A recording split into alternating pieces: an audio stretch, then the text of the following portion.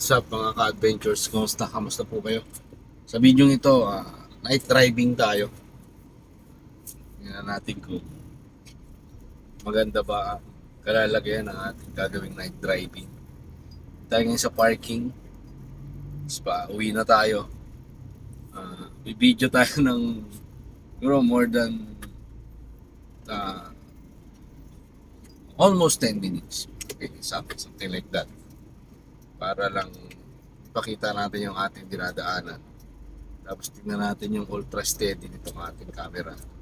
Kung gumagana ba ng maganda. Ayan. Siyempre, as usual, pagpalabas tayo ng highway, makikita natin dito yung traffic. Titingnan natin mga ka-adventures kung gaano kalala yung traffic dito. Ngayon, nandito nga pala ako sa area Pasig, sa may Santa Lucia. May game ako dito ngayon. So, after ng game ko, eto, pauwi na tayo.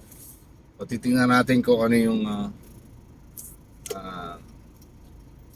traffic, yung situation ng traffic dito sa Marcos Highway. Hopefully, hindi ganun kalala. Pero so far, sa nakikita natin, bumper to bumper dito sa Santa Lucia East Grand Mall. Katapat, Robinsons. Ayan. So, medyo nakikita natin na yung traffic situation na bumper to bumper. Kung nakikita nyo, naka-stop tayo. Ayan, medyo nag-move ng konti. So, may sinusundan tayong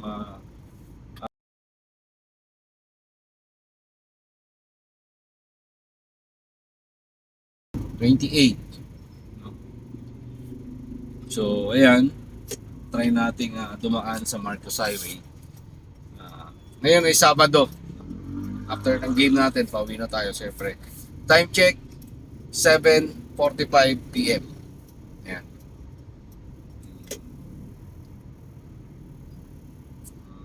Tingnan natin mga traffic. So, mag-antipolo tayo.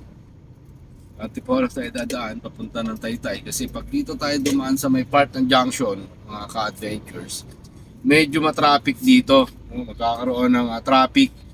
Kasi napakaraming stoplight. Samantalang dito sa may Marcos Highway going to Masinag, isang stoplight lang yung dadaanan natin. Dito lang sa may Masinag. So yung way pa natin, moving yan siya, moving siya kasi papunta tayo sa right side. So yung papunta ng Kogyo, papunta ng Marikina. So sila yung magkakaroon ng traffic dyan, mga ka-adventures. Tayo naman, hindi tayo matatraffic kasi like I said, yung ating dadaanan ay nasa right side.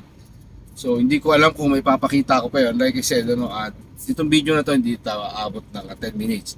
So titingnan natin kung mula doon sa Santa Lucia East Grand Mall, doon tayo sa parking lot kanina, sa open space parking.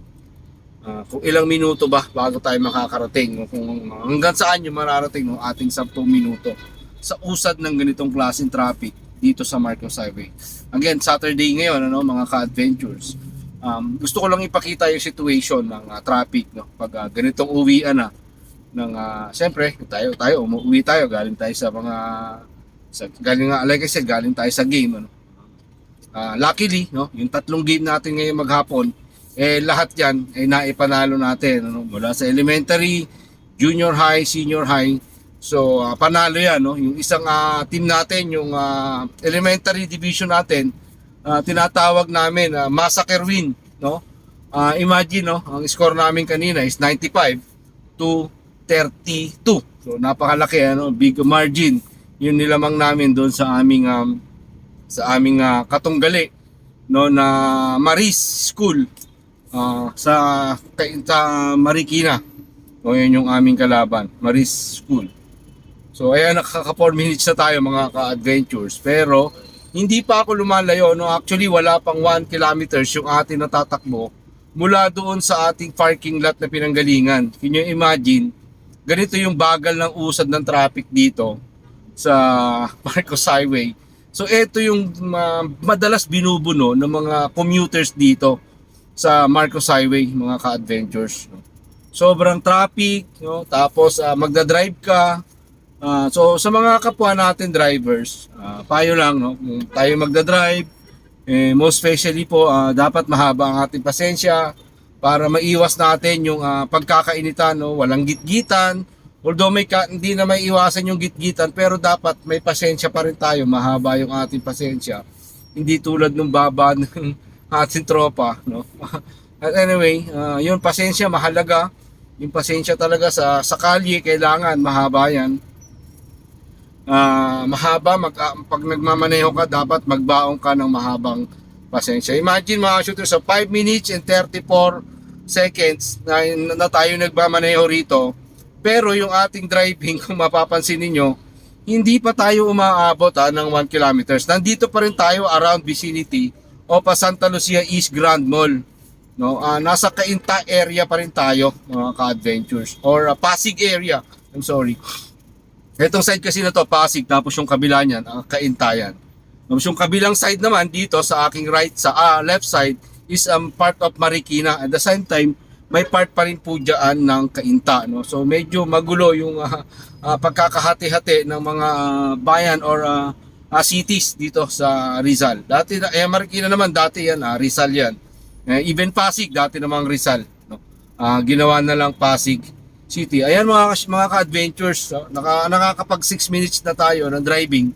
Pero inyo imagine, no, yung usad ng ating takbo, tumatakbo lang tayo ng 5 seconds, 20, no, 20, 520 kilometers per hour. So yun lang yung nagiging takbo natin sa sobrang bagal ng usad na trapiko dito nga po sa Marcos Highway.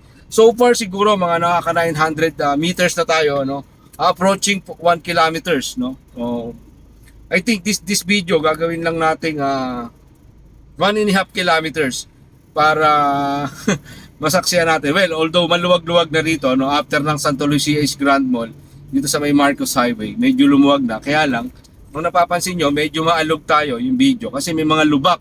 No, nananawagan po tayo sa DPWH Rizal, DPWH Marikina, DPWH Pasig. Yung mga lubak po dyan sa Marcos Highway, ito po ay 5 lane. Supposedly dapat po yan makinis, no? Walang lubak dahil ito po ay pinagmamanayuhan ng napakaraming sasakyan, dinadaanan ng mga truck, dinadaanan ng mga taxi, etc. etc. etc.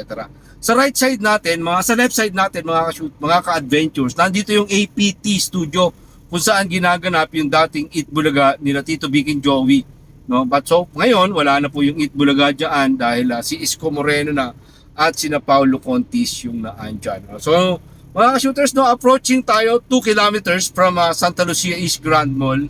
Nandito na po tayo ngayon sa may Vermont, no? Hindi po Vermont, Vermont Royal sa may Antipolo, no? Katapat siya ng Kingsville Court Subdivision dito po sa may Marcos Highway. So ngayon mga ka-adventures, nakaka 8 minutes and 18 seconds na po tayo. Siguro bago tayo dumating ng Masinag, no, makakaabot tayo ng 10 minutes sa ating pong driving, no? Pagdating po dito medyo medyo bumabagal na kasi approaching Masinag mga ka-adventures, like I said, no, earlier, mayroon pong may traffic lights po dito. So kung makikita natin, medyo bumagal tayo, no? From 40 to 30 kilometers, ayan, tumatakbo na naman tayo ng 10 kilometers per hour ngayon, no? So napakabagal na yan, no? 5 na nga lang, actually 5 na lang.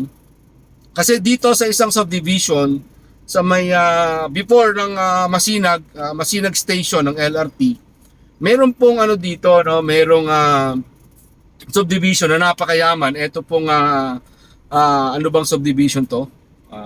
Philinvest, no? Lahat ng tumatawid papunta from Philinvest, ini-stop po ng mga ops o yung traffic enforcer from Antipolo City yung mga diretso papunta ng Masinag para pagbigyan yung mga lalabas doon dito sa may part ng Philinvest Homes, no? Isa sa mga pinakamayayamang subdivision dito sa Antipolo City. So yan mga ka-adventures, no? Almost 10 minutes na. So hanggang 10 minutes lang po yung ating video. Pangako ko po sa inyo, 10 minutes lang, naka 2 kilometers and a half na po yung tinakbo natin mula doon sa ating pinanggalingan sa Santa Lucia East Grand Mall. Ayan, marami pong salamat sa inyong panonood sa ating pong munting vlog. Maraming salamat. Ingat and God bless everyone. Adjourn.